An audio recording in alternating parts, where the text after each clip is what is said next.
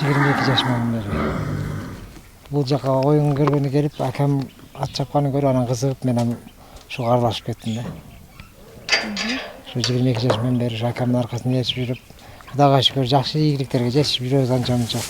Кече Чыңгыз Айтматовдун 90 жылдык юбилейинде акам биринчи жана 3-чү месттен алды, меники 4-чү болуп калды.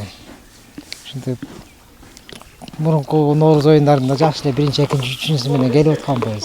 Аркабызда жүгүрүп. Азыр Бишкектен, Көлдөн жакшы аттар келди. Жакшы бүлүктөр. Ошолор менен аралашып, биздики илешпей калды. 4-чү болуп калды.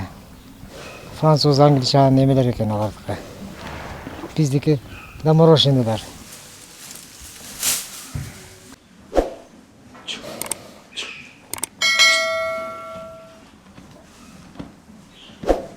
Таза кандуу болсо жакшы болот. Таза кандууларды экстрейлери бар. Экстрейге карап анан алыш керек да. Бизде андай жок да. Таза кандуулар Ош областында, Жалал Абадта кам. Бишкекте, мына Алмата, Тажикстандарда көп кандайлар. Афганистанда бар. Эң жакшы ат менен мен Тажикстанга бардым, Өзбекстанга бардым, ал жерде бирди, экини утуп жүрдүм. Ал ат сатылып, эки сатып бергенден кийин анан бул аттарга эмесип калдык. Азыр эми Кыргызстанда чыга элекпиз пока. 2017-жылы Манас оюндарына бардык. Ал жерде 4-чү болуп калдык.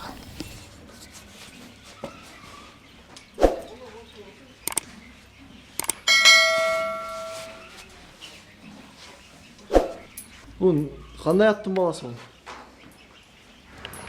Генетик деген стаканный аттын баласы. Масера келген.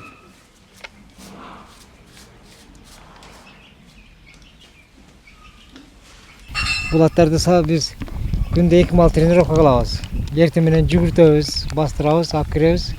Суу жем берип, карагандан саат 4-төрдө чөп салабыз. Саат 4-тен кийин сугарып анан бастырып, вечерний прогулка деп коет аны.